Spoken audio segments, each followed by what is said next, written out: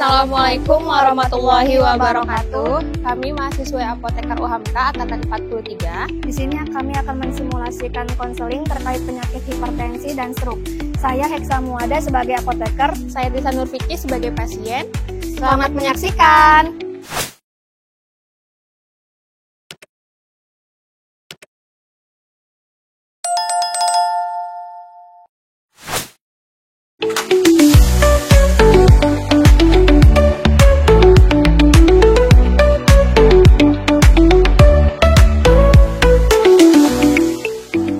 Permisi Mbak. Oh ya, selamat siang. Selamat datang di Apotek UHAMKA. Ada yang bisa saya bantu, Kak? Saya mau menebus resep, Pak. Baik, saya lihat dulu resepnya ya, Kak. Resepnya atas nama Ibu Nurmawati, usia 61 tahun, alamat Jalan 53, Kak. Iya, benar. Baik, saya cek dulu untuk ketersediaan obatnya. Kakak bisa nunggu di sana ya, Kak. Nanti saya panggil kembali. Terima kasih. Atas nama Ibu Nurmawati. Baik, Kak. Untuk obatnya terdiri dari 5 item ya, Kak. Masing-masing obat isinya ada 30 tablet.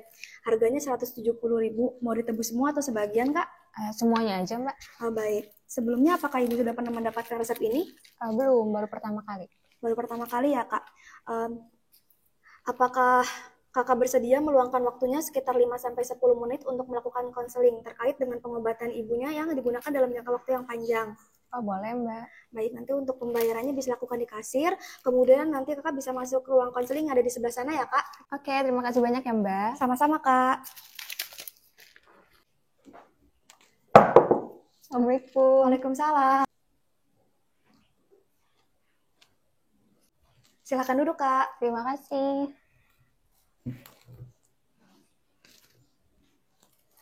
Perkenalkan, saya apoteker Heksa Muada, apoteker yang bertugas pada hari ini. Saya izin konfirmasi kembali mengenai resep dari pasiennya, Kak. Pasiennya atas nama Ibu Nurmawati, usianya 61 tahun, alamatnya Jalan 53. Ya, benar, Mbak. Baik, untuk tanggal lahirnya, Kak, berapa, Kak?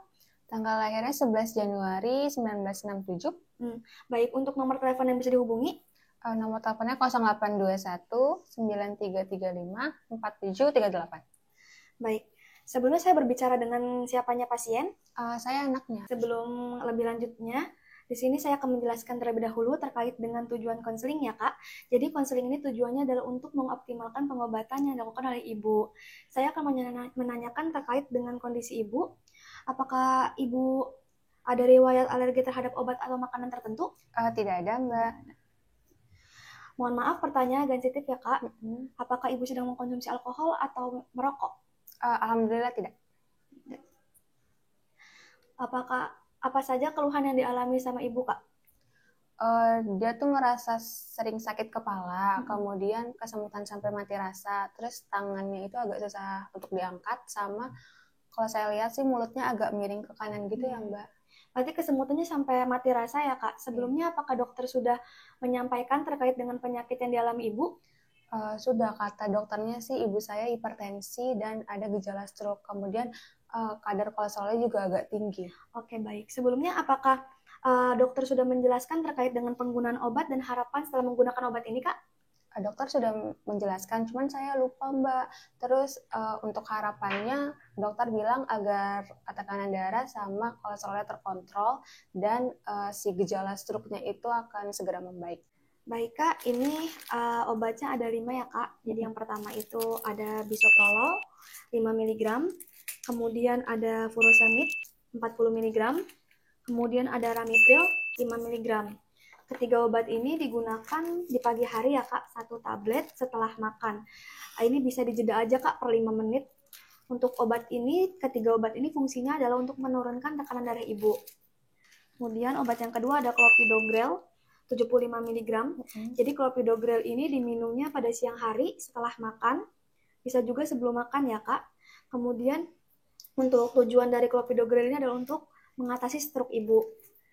Kemudian terakhir ada simvastatin 10 mg, dikonsumsinya 1 tablet 1 kali sehari sebelum tidur ya Kak, pada malam hari. Ini fungsinya untuk menurunkan kadar kolesterol ibu. Oke, baik Mbak.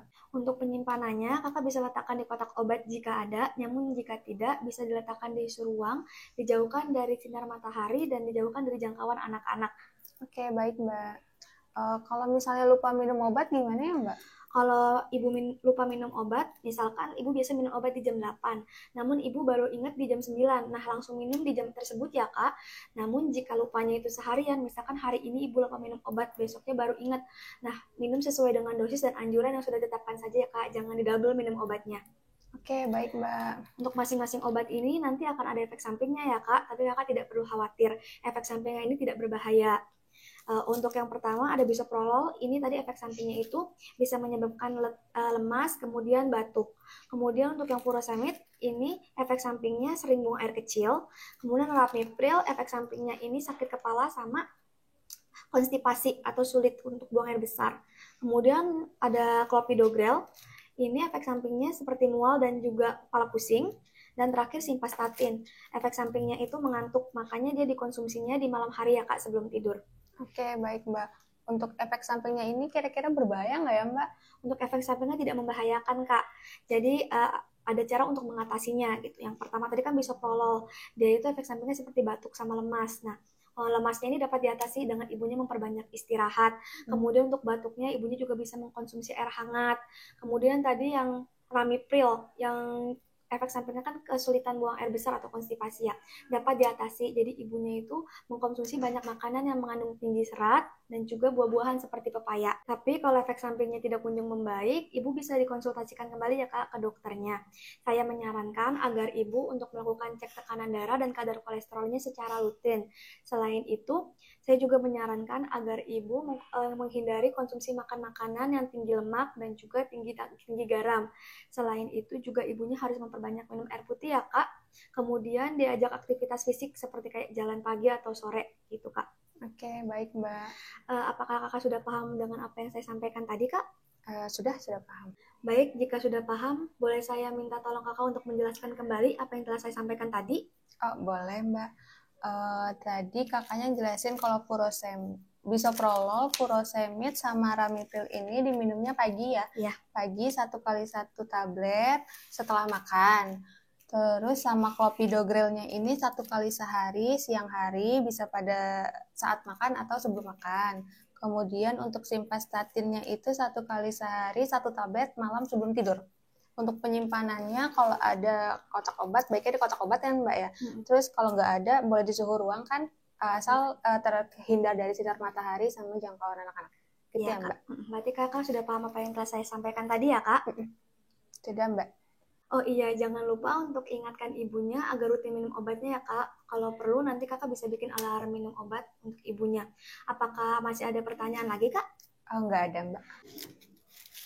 Baik, di sini ada kartu nama saya dan nomor telepon yang bisa dihubungi.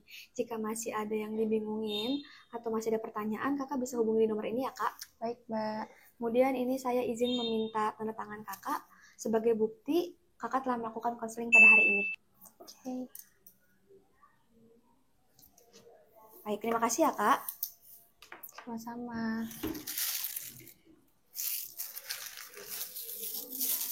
Baik, ini untuk obatnya ya Kak. Terima kasih ya Mbak. Baik, sama-sama. Semoga lekas sembuh Kak untuk ibunya. Terima kasih. Sekian video dari kami. Semoga bermanfaat. Jangan lupa like, comment, and share.